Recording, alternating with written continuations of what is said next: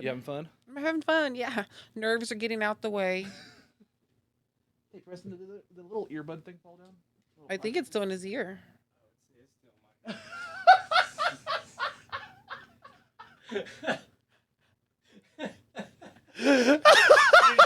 Notice. I noticed, but I was like, do I say anything? That was like there's something about Mary and the come on the I'm unloading the meat. I'm loading the meat. I'm unloading the meat. I'm loading the meat. I'm unloading the meat. I'm loading the meat. I'm unloading the meat. I don't even know what it means, what it is, what it is, what it is, what it is, what it is. Hey, I'm unloading the meat. I'm loading the meat. I'm unloading the meat. I'm loading the meat. I'm unloading the meat. I'm loading the meat. This episode of Unloading Meat is not brought to you by your favorite language learning app such as Duolingo, but it could be. It really could be. Guys, Duolingo is amazing, and if you don't take your lessons, nothing will happen to my family, right? Duolingo, please. Guys, please use the app, please. I miss my kids. I miss my kids. My next guest, I'm so happy to have this person on my couch. Thank you so much for being here. The one and only Angela Dahl. Hello, thank you for having me. Thank you for being here so much. This has been, we've been trying to get this booked with Preston for a little bit. Or I'm sorry, the cook in the corner. Is he back? Can we say Preston now? We can say Preston. You've been in here. Yeah, it's Preston, a.k.a. Cook. But welcome to the show. Yes, thank you. Thank you for coming all the way to Bartlesville. I know it's a little bit of a drive. It's beautiful. Beautiful on the way down here. Some beautiful homes and properties. And then you get to mine, you're like, oh shit, what did I get myself into? So how you been? Been doing pretty good. Adjusting to a new apartment. Oh, nice. Really? Yes. You guys still moving, or is it? Did you guys get it finished, or what? I am all settled finally, thankfully. Nice. Yes. I hate moving. I hate it. Yes. I always say like I adjust my friend group depending on how long or how soon I have to move again. Yes. So if I get like 12 or 15 friends, yeah, it's time to move. If I only have 5, I'm safe. Yeah, sounds good. Well, I'm pretty safe out there then. So how long have you been in the business of entertainment? Well, I recently got into it, so maybe it's been about 8 months. Okay. Pretty recent. Tell me a little bit about that. Like what's your experience been so far? Well, I've had a really good experience. I started doing talent nights. I started hitting all the talent nights in town, and that's how I started getting out there. And then I started doing a little bit of burlesque, and that was pretty exciting. Started doing a little bit of drag. Yeah. And then I started trying pageants out. So that's also something I've been doing recently as well. Because I think the first time I met you was outside the Mojito. I think Missy was doing one of her Yucks and Chuckles shows. Oh, yes. Shout out to Little Miss MG. I love her. I love her too. She's amazing. Still also one of my best guests on the show too.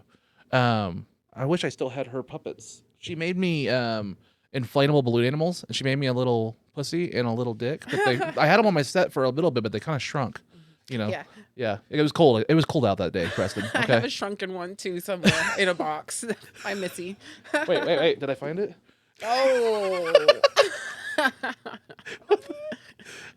What the hell? Here you go. There's your gift. Well, welcome to the show. Yes. I think we smoked a joint outside that club that night when I first met you too. Oh, I probably did. We were passing it around. Yeah. But that's the bonding I love about this community. I love the first night I came out and did open mics in January, I got introduced to a lot of people because we went out to the colony afterwards. And I got introduced to the burlesque scene. The drag community a little bit was there. There was a live performance, a band going there, and a whole bunch of comedians. And I kind of got introduced to like this melting pot that is Tulsa of like all this different talent.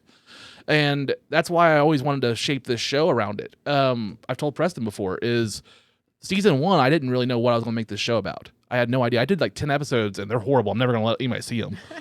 Just trying to figure out what I was going to do in this space. And then I went out to that colony show that night and got introduced to so much talent. And people were so welcoming that I was like, I got to do a show about this, introduce and put a spotlight on this. And it doesn't matter if you're a comedian, a burlesque dancer, drag, whatever. I want to have you on here if you're putting in the effort and making Tulsa awesome. Oh, yes. And that's just what I want to do. I love that. So thank you for coming on because, like, again, even though you're not a comedian, I recognize effort. Yes. And you put in a hell of a lot of effort on Thank your outfits and everything in your shows. And I bet so. Also, whenever I have a guest, I do research, so I watch stuff on clips and everything. Like, I'm going on your Facebook. I'm not trying to be, creeper or anything. I'm not like hiding out the tree, in the bedroom window in a tree or anything like that. But no, I like to kind of do some research and stuff. And I just want to say, yes, I really highly admire how much effort and work that goes into the things that you're doing, and I love having you here. Oh, thank you. That really means a lot. Yeah, it's definitely takes sometimes a lot of effort stoning Yeah. outfits and just putting them together, and definitely it comes together nicely. Yeah. But the process sometimes it's not so nice. Yeah. And it's like the audience never sees how much work goes into like that 5 minutes or 10 minutes that you're up there in the lights. Like there's so much work. And then also it's like how much stuff is, not that I'm saying anything about your outfits or anything, like it's how much stuff is like behind the scenes, like last minute, like put a paper clip in there, put some duct tape in there, get this stuff going, make it look good for the scene. And then it just falls apart as soon as you get off stage. I've had that stuff most happen. of everything. It's like stitching stuff at the last minute, Yep. hot gluing stones on things. Yeah. And I love that though. Cause like, it's not just so much paying your dues, but like that effort and stuff, honestly, I think makes a better show. Oh, yes. I think so. And I honestly, I've told people coming onto this show, because there's been some times where I've had other comedians that were like, hey, this person's been in the scene for 5 years. You should have them on the show. And I'm like, okay. And they're like, you shouldn't have this person on the show. They're too new to the scene. I'm like, but they're doing 10 times the effort as that person that's been in the scene for 5 years. Why wouldn't I want to have that person on the show? Like, to me, tenure doesn't matter at all. I go by effort. I go by people actually, either being funny or talented, for one, but also being decent people. Yes. It's Decent really human important. beings is a big thing for me. Why would I want to promote someone that's an asshole? Just me. What aspects of your show do you think is like what brought you to? How do you classify your shows? Is it more drag, burlesque? What would you? I maybe would say I'm like a dragless performer. Dragless? Okay. It's like I'm mainly burlesque, but I do a little lip singing, and it is a little drag inspired. Okay. So it's like a little combination of both, I would say. Okay. What brought you to that?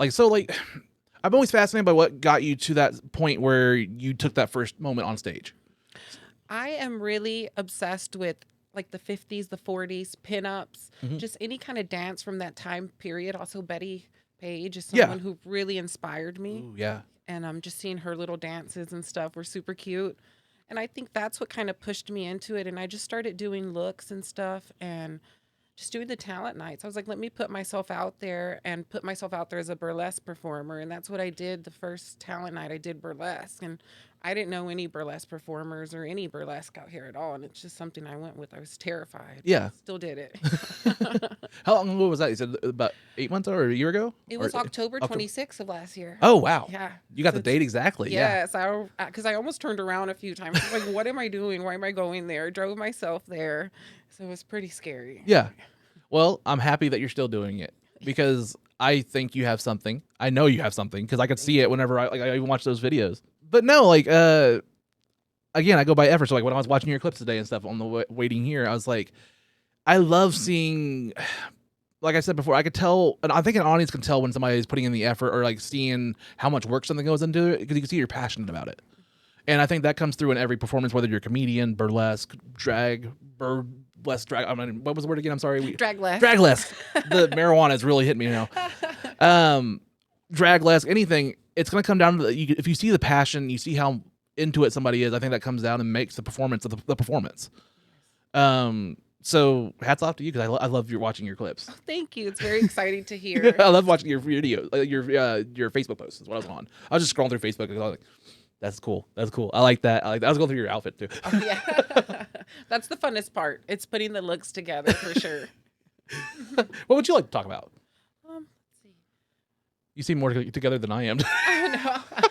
I'm actually pretty nervous. Oh, really? I'm glad that I'm coming off as put together.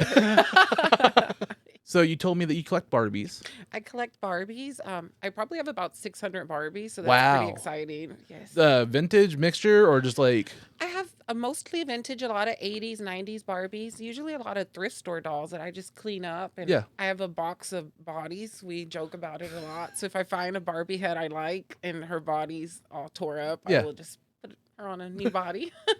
I mean, I've done the same thing with my action figures. I've made customs with my Magneto up there. They didn't make one, so I made one for myself, and I have the little like robe with him and everything. Like I accessorize the shit out of my stuff. Oh. That's what I was going to talk about, Preston. I knew looking back from therapy, like I can go back to moments in my life where I'm like, makes sense. Like I didn't deal with coming out or anything for a long time, but then I always remember the Super Bowl. Every year we weren't really into football, but my mom would pick a team based on who had the better outfit. And I was with her, and I was like, yep, that's kind of to this day how I picked the Super Bowl winner. I'm like, yep, I love their uniform better. I love that. And I'm like, makes sense now. Yep. It's all clicking now. My high thought came back to me. Yeah. But no, I love collecting, and I love the show on Netflix what's like Toys That Made Us. And they even had an episode about Barbie. I don't know if you've watched it or not. I probably have. It's a fascinating show about just the toys that we collected as a day, back in the days, and like how much value they are and the history on them. They did like a Star Wars one, a Power Ranger one, they did a Barbie one, My Little Pony. Fascinating to see the histories of those. I love talking to collectors. Everybody can collect something. Yes. It's like, so what is it about Barbie that just does it for you? Well, I think maybe in the 90s, just having Barbies, and it was something that I really didn't have many. Yeah. And I remember seeing lots of my cousins have tons of Barbies, and my mom bought me one Barbie, and that Barbie just stuck out in my mind all throughout adulthood. And that's the one that I hunted down and bought, and it's what started it all again. Yeah. Same thing. I think I told you about my Power Ranger. Like my ex-wife was like, "You should get that one," and it just started it. Oh yes. And I can't stop. I know. It's very hard, and then Yeah. you run out of space. And you have to buy more shelves. Then you have to like start making sacrifices. Like, oh, I don't need that pot and pan set anymore. I don't cook that much. More toys, action figures, accessories, collectibles. Yeah, they're not toys. They're collectibles. Preston, don't judge. Don't you dare judge over there. So you said you have about 600 Barbies? Probably about 600. Yes. Holy crap! What's your top Barbie? Like, what's your prized possession? Probably that Barbie that I hunted down. Oh, really? Because it just reminds me of my mom so much. You're gonna send me a picture of it so we can yes, put it up, so I can definitely. show like the audience like which Barbie we're talking about. I'll put it right here between us. And I'm in the process of getting all my shelves set up, so that'll be pretty cool to share too. Nice. I would love to see that because I'm still working on mine. Some of my shit still fell down. So what are your goals with the Draglesque? Did I say it right this time? Yeah. Yay! Yes! Marijuana. I think right now I'm trying to rediscover like where I really want to go with drag and burlesque. You start getting more opportunities, and you want to make sure that you're accepting the right opportunities and not the wrong ones. Yeah. So that's kind of just the point that I think I am now, is just finding how I really want to put myself out there. Sure. So that's probably the most struggle that I'm dealing with right now, is just wanting to make sure I'm choosing the right stuff that fit the image that I want to go with. Oh, sure. Yeah. I can relate to that completely, even in the comedian world. Like there's some shows and stuff that in certain circles that you try to mix with and try to, do a show here, do a show there. But I'm already learning that there's certain circles where I'm like, maybe I shouldn't be associated with that circle, or that's not going to be the best look for like my company or my business that I'm trying to, put an image out there. So I'm already running into that too. So I can relate a little bit with that. And it's finding that line between, sometimes it's a friend involved that's posting a show, and sometimes it's like I want to support you, but I can't. There's some rocky areas sometimes you're running to in entertainment. I'm sure you're finding that too. Oh, most definitely, yes. And I'm not really from Tulsa. I've only been here 2 years. Okay. So I'm still getting very familiar with the area. I used to be a performer about 20 years ago in Dallas, Texas. Oh, really? Okay. Yes, and I used to perform at this club called Bamboleos. Oh, really? Yes, and it was a Latin club, Latin gay bar, and we did a lot of performances there. I got my start doing pageants there. I did a few little pageants, and I won Miss Bamboleo Sweetheart in 2001. Oh, I wow. believe. So yeah, it was a long time. Nice. That was my start, and I really got to perform a lot during those times, and it was really fun. And then I just I was maybe like 19 during that time, so I wanted to just take some time and hang out with people my age, and that's what got me away from it for a long time. Yeah. About 20 years. So I'm glad that you're performing. I love seeing people do what makes them happy and what they're like honestly born to do. You know what I mean? I'm obsessed with pizza also. What's your favorite toppings? Like, what's your Just pizza? cheese pizza. Just cheese? Angelini's is my favorite now, but I like Empire. I'll never turn down any cheese slice. I love pizza. I have a pizza stone in my oven. I love to even like a frozen pizza or anything that'll make it better. But like, I yes. love making my own pizzas. I love that. Pizza Stone's such a lifesaver for me. I have one too. So mine's from Pampered Chef. My mom got it for me many years ago, and that's one thing that I will move no matter where I go. I'm taking my Pizza Stone, and it has a little basket. So you can like bring it out, all cute, super cute. I have my Pizza Stone that's just in my oven permanently at all times, and then I have the pizza, like the slicer, like the spreader, and then I have like a cutting board, and I have the little chopping thing. Like, got a whole little unit for my pizzas and stuff. I go all out. Love that. I go hard. Obviously, you can tell I eat a lot of pizza. I even have a nameplate. It's like I have a nameplate now. Like I have little fat puns and stuff on my nameplates when I bring them up, and I have one now because I'm wearing all these shirts. It's just like Jared Ralphie Allen, not Hawaiian, just obese. I don't know. I look like Kingpin from that show. I love your pink glasses. Thank you. Very Barbie inspired. I like that. I like to. You brought up Barbie, so I literally switched them for that. I love that. That's so cute. So I tried to not only dress, but I just like try to like have fun with my attires and stuff whenever I have different guests on. And so like you brought up Barbie, it's like I got pink glasses. I'll throw them on. One of the memories that stands out is you at Hunt with the little Power Rangers backpack. Yep. I believe. Yes. Yeah, I love my Power Rangers backpack. Super cute. Thank you. You're welcome. I'm a big fan of color and pop, and like just I want to be able to be memorable out there and just have fun with color. I've always been like that. My car's bright orange. You can't miss it. Yes. Yet I've had 2 accidents with people dead. I don't know how, but it's bright danger orange, and both times on one on each side, somebody's plowed into me. Don't know what it is. That's terrible. I know. I just got it back like less than a month ago. And that's the worst when someone hits your car and it's like, I'm just driving. Yeah. And she pulled out of a McDonald's and just like right into my passenger door, and I was like, I just paid it off last year. It's mine. Like, why? Yeah. And then 4 months later, I get it back. But it's okay. I got 2 bulge discs in my neck and $1,000. So I guess that makes it equal. Yeah. So I know you're involved with Pride this month. When we shoot this right now, it's June. Happy Pride Month. Happy Pride. I love being prideful. I have my bracelet at all times. I actually got this from Mojito, I believe. Oh. I paid. Good. It was there and it was in the little jars. And I was like, you know what? Give me that. It's $2. And I was like, I love it, and I wear it everywhere now. Just a little thing like that. It's like it's fun. But yeah, by the time we're shooting this or when it goes out, it'll probably be it'll be past it. But I know you're involved with Pride right now with the festivals going on right now, right? Oh yes, I've had actually a pretty busy month. I got to perform at Cherry Hill. Oh wow, at 3:30. Yeah, that was an amazing performance on last Sunday.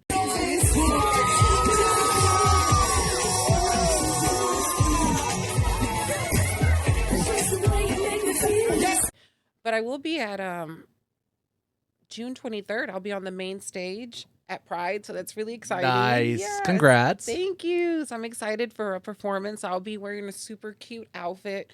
Very exciting.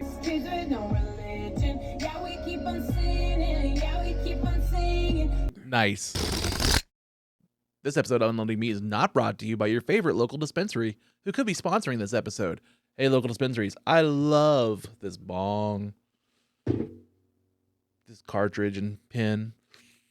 Ooh, this new cartridge I haven't opened yet. What's that? What? This ad's for non-smoking? They don't want drug use in this ad? Oh. What was I saying? I'm high as fuck.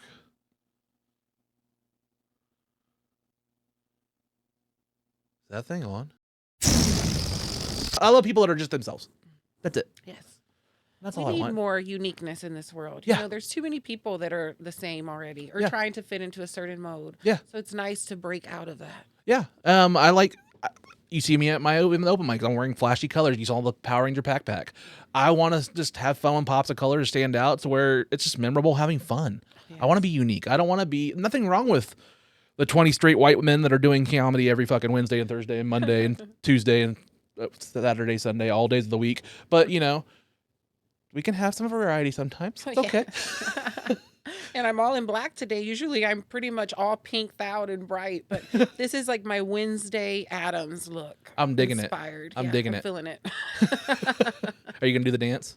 Oh, no. We're not going to play the music. We'll get copyright struck. We do have Sting here, though. We can make Sting dance. No. I think he's still on too. He'll make sounds. It's actually kind of sexual when you play with Sting. It's actually kind of weird. Yeah. Yeah, like it's a wrestling pillow buddy, but he makes sounds like whenever you hit him and stuff, and it just sounds like He makes like a sound. You can punch him, or like what punch do him you in the stomach. Hit him again. do?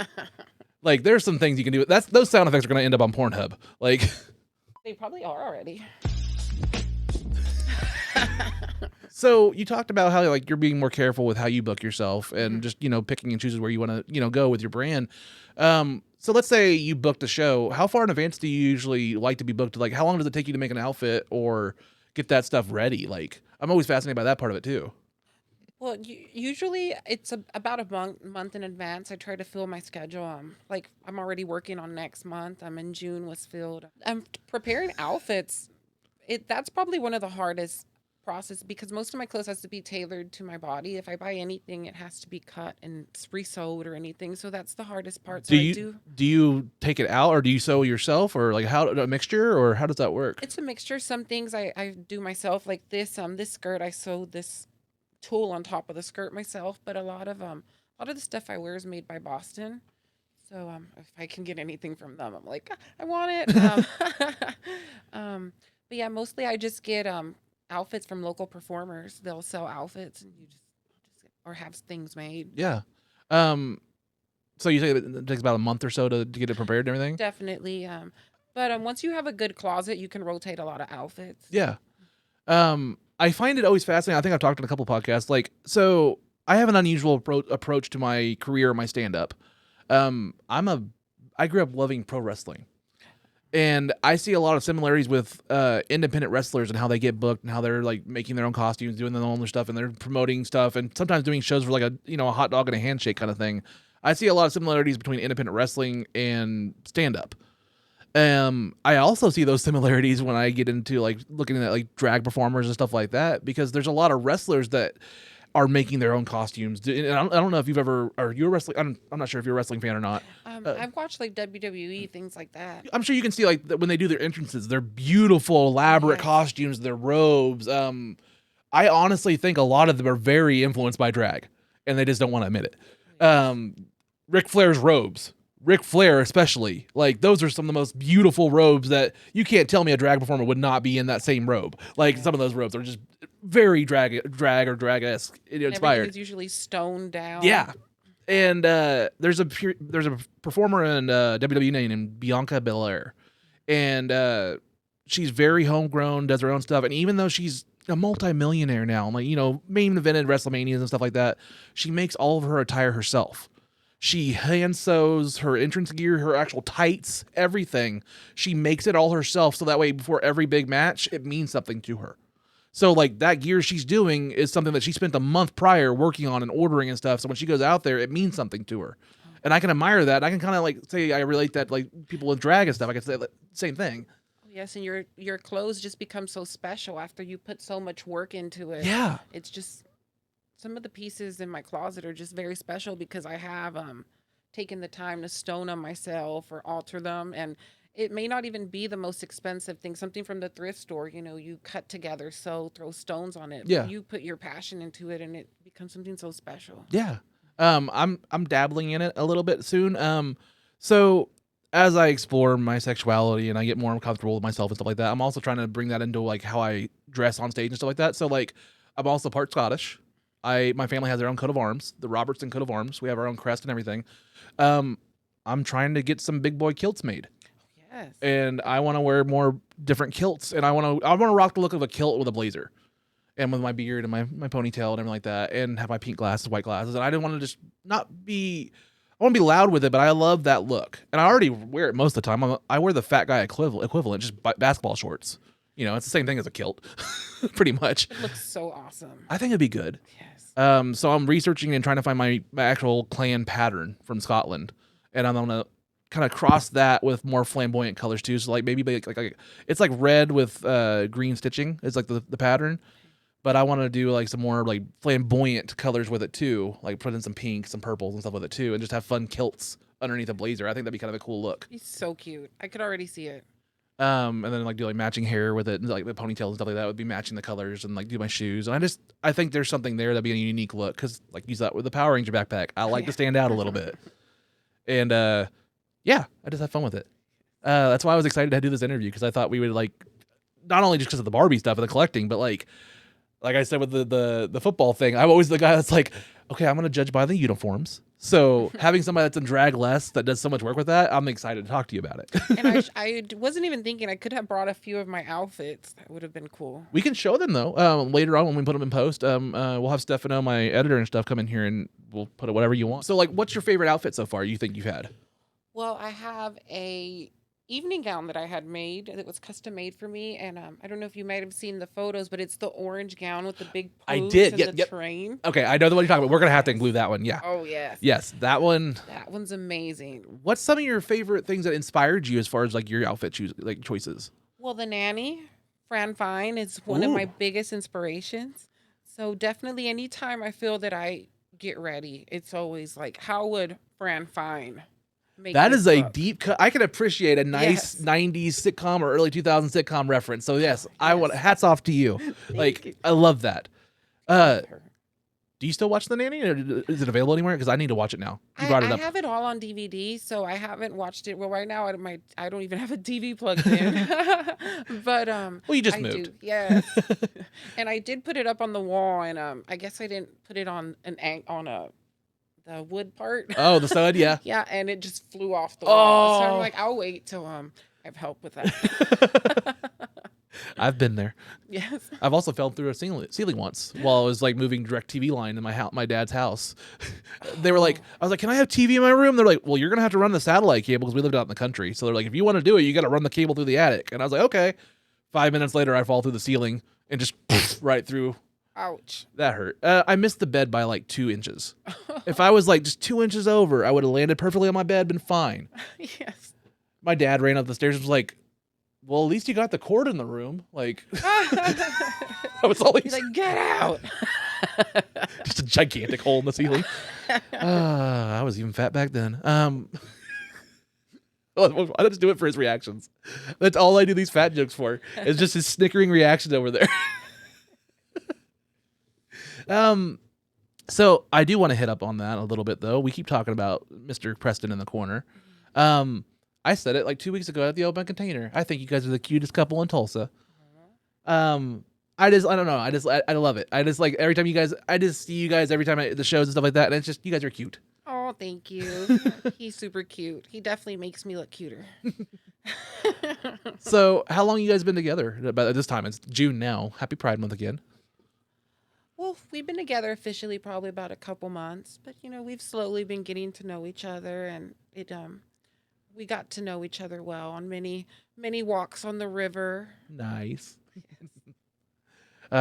He's gonna come in here and hopefully we'll get his episode shot. For those that don't know, Preston has tried to do an episode here twice, and we have a silent film of him that I need to work on too, possibly. We shot an episode with Preston Sly and Trash Hyena back to back, and both of those like almost 2-hour episodes didn't get any audio. So they're just silent movies. I mean, I'll just say that you were farting the entire time and I had to fucking block it out. And we're back, guys. I have the one and only Angela Dahl, right? I'm going to stumble over that name 20 times before I get it right. Okay. I have the one and only Angela Dahl on that. Yeah, got it. So, again, thank you for being on the show. Yes, such a fun experience. Thank you. This has been so much fun. We're still talking. What would you like to talk? Well, what can we talk about? We talked about your outfits. We've talked about how you started. What else would we like to talk about? What topics would you like to discuss? Spay and neuter your pets. That's the very clip. That's the important. clip right there. Didn't know I had Bob Barker coming in today. The shelters are overwhelmed. Yeah. And even when I'm like door dashing on the side and stuff, there's so many animals that are just wandering the streets at all times. Cats and dogs, just nonstop all nights. I'll be out 3 a.m. and there's just dogs in the McDonald's parking lot just sitting there looking for scraps and stuff. And it's just sad. Yes. I'm not even going to say that. I was going to say the only time I've ever seen those dogs get taken care of is like when they interact with the rampant homeless we also have in Tulsa. Oh, yes. and the homeless take care of the dogs. And that's more of a problem. It's like they don't need to be the ones taking care of them. Like they have their own problems. Now we're not saying to spay and neuter the homeless, guys. Please don't get us wrong.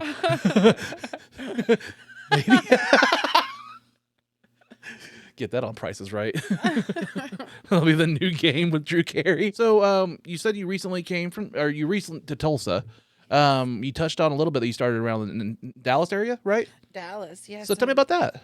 I was born and raised in Dallas, actually. So I spent about 34 years out there. That's a long time. Wow. Yeah. So most of my life I've spent out there. So this is so new, just being in a new city. It's been 2 years. I still feel so foreign out here. What are some of the things that you did growing up in Dallas? Is there things that you missed there that you can't get here? I mean, of course there are, but is there any examples of things like you're just like dying to go back there to see, or are you done with Dallas completely, or? My mom lives in Dallas, and her home is there, so Dallas will always be my home. Yeah. The lake, I grew up pretty much always at Joe Pool Lake, and that's the one thing I miss the most. It's 15 minutes from my mom's house, and it's like anytime I was just wanting to get away, I could go to the lake and spend the day there, take my wagon, fill it up with everything that I could think of, and I would be all day at the lake. Nice. Just sitting on like the beach side, or like what would you be doing? I would swim, and I would go hiking into just like by the shorelines of the lake. They have a really nice little sandy beach, and it kind of goes off on a trail. Nice. Super nice. What's the name of the lake? It's called Joe Pool Lake. Joe Pool Lake. Okay. It's not the most popular lake out there, but for me it was many, many good times. Nice. I've even been there many times by myself. I've camped there by myself. Nice. Yes, they have little camp parks around it.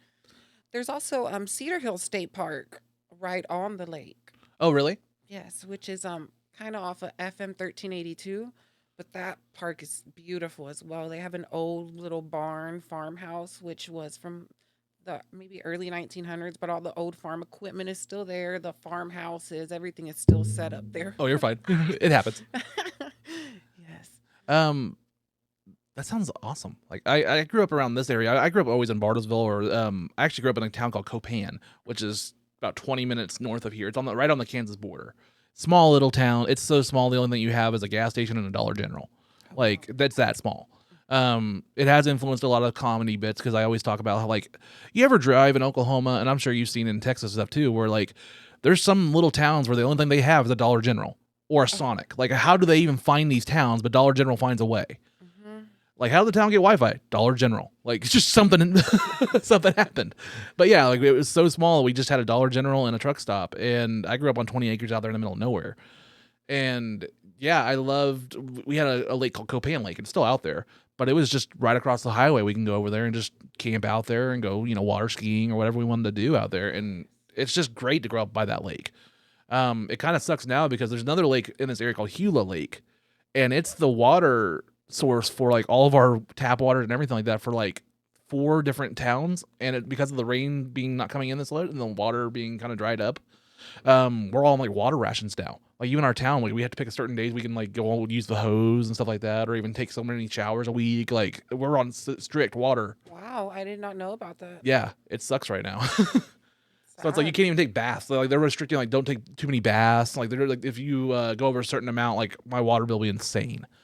Like there's so much restrictions on it right now. It's like Las Vegas, like Nevada. Yeah, and it's just Bartlesville.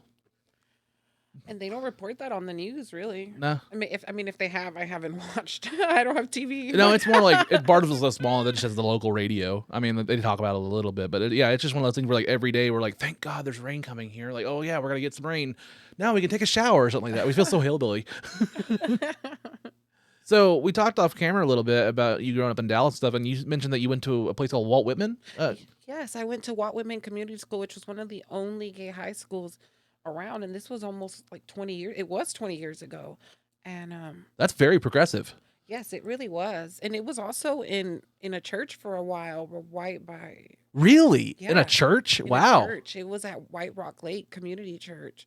Which I'm almost sure it wasn't affiliated with the church, but it was in like one of the back buildings. Yeah. It was good. They offered a lot of safe safe places for a lot of people. Yeah, In the time. and that's needed. It's very needed. Especially in the political climate even today. I mean, there's gotten better in some places. I'm sure you can talk about that as much as you want. Like from your own personal experiences, like just there's hit or misses. We still got a long ways to go. Almost definitely. But it's amazing to me, and like it shouldn't be shocking, but I wish it wasn't the state of the world it is. But my honest surprise when you mentioned that was like a gay school. It's sad for me that that's a surprising thing, but I wish there was more like that because I can see the benefits already because I can see how comfortable you are with being you. Oh, yes. And what's even crazier is like back in the day, it wasn't a shock like it would be today. Like, yes, it was different and shocking, but it wasn't the way, not that, I mean, I will say that maybe when we went to that school, we were kind of in a bubble. Yeah. I was kind of in a bubble because I lived right on Cedar Springs. I went to a mainly gay high school. It wasn't all gay students. It also was maybe children who had gay parents. So it was just a safe place for just anyone who didn't feel safe. Yeah. But that's an amazing thing to have. I mean, especially in a place like like a big city like Dallas. Yes, definitely. So sad that it's not around anymore. I think maybe like 2006, 7, somewhere around there. And the director of the school just put so much time and effort. Yeah, I mean things like that just unfortunately just don't have the funding that a lot of other things do sometimes. Yes, but they are needed. I'm just so happy with that. But yeah, especially growing up in the South. Yeah, especially that hear those little things is it's amazing. I love hearing those stories like that, and like I said, it does show because I can see, like I said, how comfortable you seem to be, and like I just love that. It also helped having my mother's extremely supportive, and that makes a difference. If you have supportive parents, so love your children, no matter what. Yeah, because that makes a huge difference. It does make a big difference. Yeah. I love my parents. My parents supported me and they're supporting me through my comedy, journey and stuff like that. So yeah, it's going good with that. Keep close with your parents. So they're trying their best most of the time, unless they're assholes. Yeah, I mean, my not saying everybody's perfect. Yeah, not everybody's perfect. But if they're putting in the effort and like you have a good relationship, respect that or honor that. Keep that. It's precious. Fat Nerd News, what's that? Yo, Fat Nerd News, come again.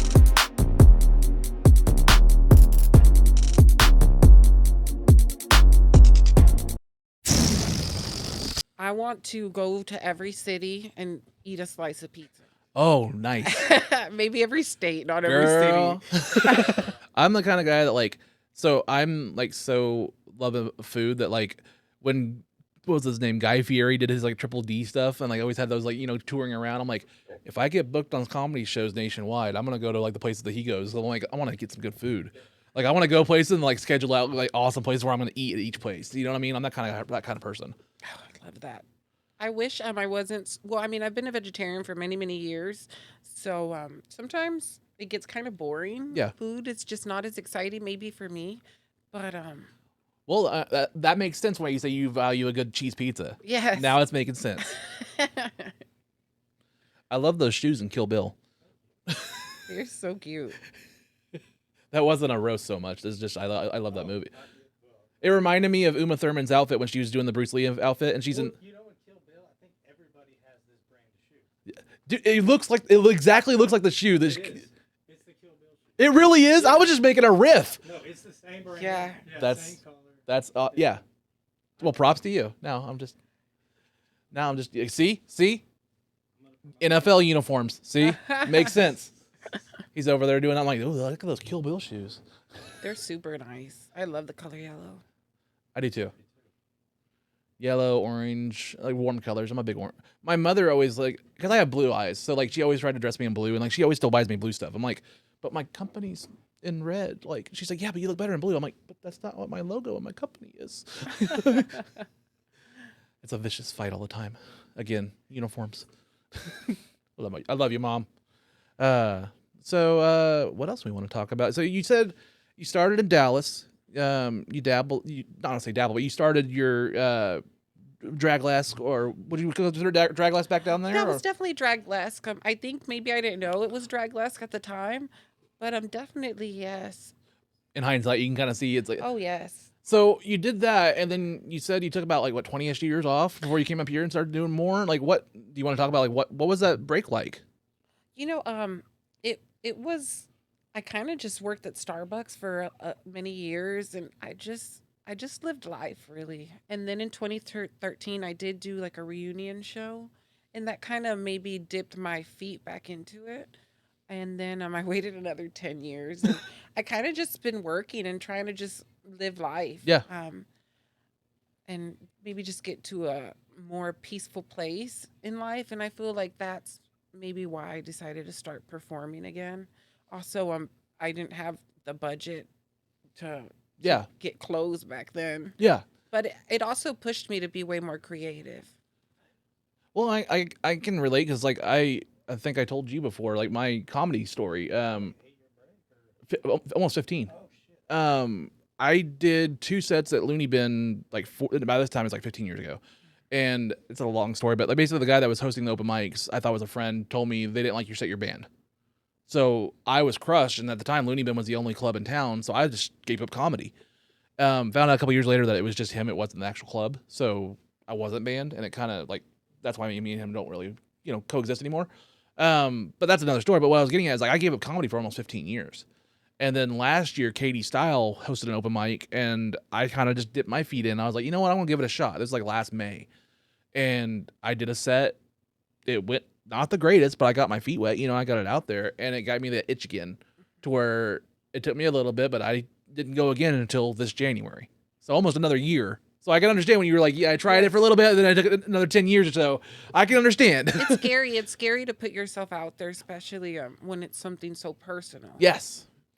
And that's also what I get with my comedy. And that's why I can also admire when people do things that are personal in their stand-up or in their drag-lesque or whatever is, I've hit on my assault, my sexual assault and stuff like that with my comedy. I talk about that. I make jokes about it, but it's also part of my identity and part of my story. And there's just certain things where like I can find the humor in it because I went through it and I dealt with it. You know what I mean? So it's like when I hear people like, I don't want you to bring that aspect up in your comedy. You shouldn't do that here. I'm like, but I kind of have to. It's kind of me. You know what I mean? Like, it's like, that's just who I am. And I can't separate that stuff anymore. So when I took that like good 14, 15-year break, I was in cell phones. Where you were in Starbucks, I was hardcore into cell phones. I worked at US Cellular, AT&T, T-Mobile, all of them. And was hardcore into that. And put that on there, and I was trying to achieve that goal of like the white picket fence with the family and the kids and all that stuff. And I have it. I have the kids. I love my kids. But, after 2 failed marriages and really pushing myself in that, it just wasn't me. You know what I mean? And I honestly, in hindsight, kind of thankful for COVID happened.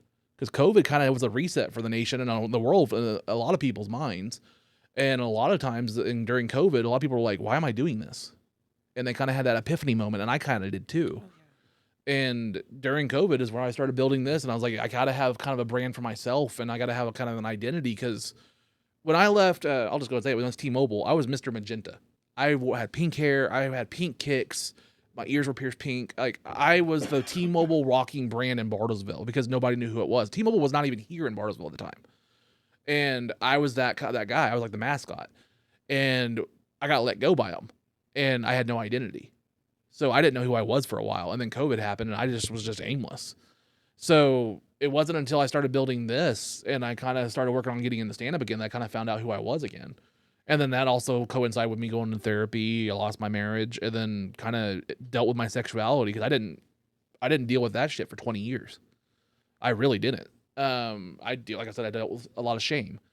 So when my sexual assault happened and, the church and stuff got involved, and that was like kind of like, they're not going to believe you if you tell anybody kind of stuff. I kept that hidden for 20 years. And so when COVID happened, I got therapy. I kind of dealt with all that, kind of found out who I was again, and kind of just learned to be happy. And I think just being happy with who I am is what I'm trying to work on now. And it just so happens to involve stand-up comedy and podcasting and talking to other people that are kind of on their own paths. You're great at it, and you're the only one that does this. Like, I've never heard of anyone out here doing this. Cool. I want to be that. I want to really, my goal, honestly, is not to get rich, not to get famous. It's just to pay my bills with comedy. I want to get to the level where I can I want to at least get to the level where, like, if a a traveling comedian like a Bobby Lee or somebody comes in and is like doing a show in Tulsa and they want to promote, I'm a local podcast. They can come in here and sit on the couch and promote their shows. I always try to stay humble about it. And like I said, I'll cut the name. But ever since then, it's kind of put me on this path of like, okay, I'm onto something. Something's working. Like, I'm doing the right things. Because I don't believe that everything's luck. I know luck is involved in a lot of things. But I also am a proponent of if you do the work and you're just ready for the opportunity, always be ready for the opportunity is what I try to do. So I'm going to try to build this. I'm going to try to have this going. And if an opportunity presents itself, I'm ready. That's always what I try to do. I try to make my own luck, so to speak. If that makes sense. I'm sure you can relate with trying to get booked on your own shows and do your own stuff. Yeah. Getting booked. They like come all at once. It seems like bookings come all at once and go all at once. Yes, it's very wavy, isn't it? Yes. I had to deal with that too. Like, there's times where my mental health got involved, where it's just like I wasn't getting booked for like a month, and I was like, "What's going on?" Like, I was doing really good, and all of a sudden, it's just like nothing. Oh yeah, and sometimes that goes through my mind. Sometimes It just and you never want to be that like, "Why are they getting booked and not me?" kind of thing. You never want to do that "woe is me" shit because that can take you down a dark place. Yeah, been there too. I'm sure you've probably been there sometimes too. Oh yeah. It's a dark place to go to, but I really just try to, again, go back to just be ready. Just be ready, double down on your work, do the work, keep doing your reps. You know, I'm sure you're like, make your costumes, make your outfits, be ready, you know, always be ready for that next opportunity. It's just something that's going to happen. You never know when it's going to take off. Oh yeah. I try to stay ready sometimes. I'm like, if I get a gig, and it's the right one, Yeah. I'll be there in a couple hours. Yeah. That's like, I'm never going to name names. But there's sometimes where I've seen a comedian go up to like an open mic and being like, you know what, fuck you guys, you aren't paying attention. Or like, fuck you guys, I'm not going to try very hard because this crowd's not doing it. And I'm just like, then why are you wasting all of our time? Like, for me, it's like I drove 45 minutes here. I'm going to make my 5 minutes worth my 5 minutes and get my fucking work in. My last show that I hosted, no one showed up, but we all still went out. Well, Preston showed up, so that was really sweet. So, you know, thank you for your support. You know, it does mean a lot.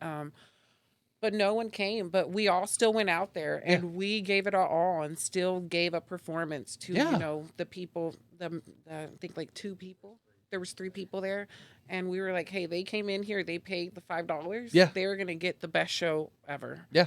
And they did. Like, I'm still going to go out there and give it all and have fun. You know, I'm here to have fun. I'm here to perform. I'm going to give my effort. And I'm sure you get into that zone too, where you're like, fuck it, I have to perform. I'm here. I have to do this. Oh, yeah. There's a point of no return sometimes. Yes, and you know, and if the bar is paying me, it doesn't matter who's there. You Yeah. know, I mean, even if it's talent night, sometimes you know you're performing for very few people, and you just give it your all. Yeah. And that's kind of how I got my name out there, was going to all the talent nights and continuing to go and go, and that's how I got the exposure that I do get. And some people do complain about not getting the exposure that I've gotten, but they didn't Put go the to effort. all the talent nights. And I was going to talent, that's like comedians and stuff, and I think that's how I started expanding more outside of just the drag and burlesque world. Yeah. And it's like I talked to you earlier when there's people that was telling me like who to book on this show. It's like I go by effort. And so if you're dedicated to your craft and you're putting the effort and you're putting the work in, I want to have you on the couch. Like, you know what I mean? I want to give you a spotlight because like that's impressive to me. And like I think I'd get a good conversation because I think we'd be like-minded of you're putting in the effort to your craft, you're trying to get better, I'm trying to do the same thing. There's a kindred spirit kind of thing about that.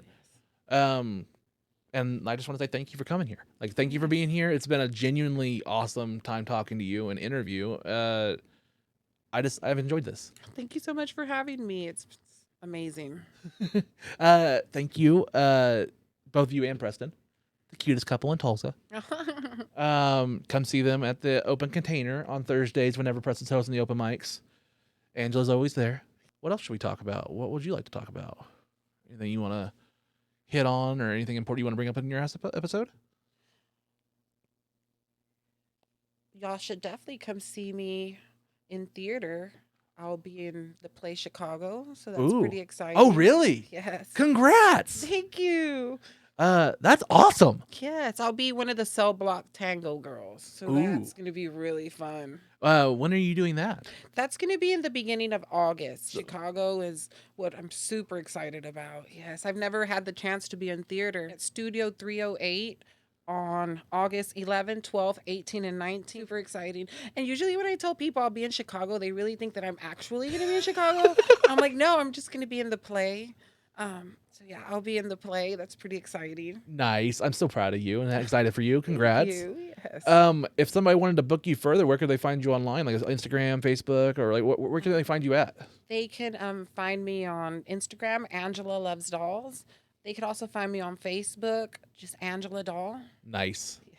Well, Angela, thank you so much for being here. Thank you for having me. This is amazing. Thank you. I think this is. I hope we can get to the level where I have with Preston, where I consider you a friend now. Like it's nice to meet you and nice. I know we've met, but it's like this is the time where I actually get to sit down with somebody and actually talk to you and get to know you, and like this is where I can just develop a friendship more than just 5 minutes at a bar saying hi. Oh, most definitely. Being afraid to call you my ex-wife's name. Oh, yeah. Thank you so much for watching Unloading Meat. I'm Jared Ralphie Allen. This is Angela Doll. Take care. Peace. Unloading the meat. Unloading the meat. Unloading the meat. Unloading the meat. Unloading the meat. Unloading the meat. Unloading the meat. I don't even know what it means, what it is, what it is, what it is. Bye. Have a great time.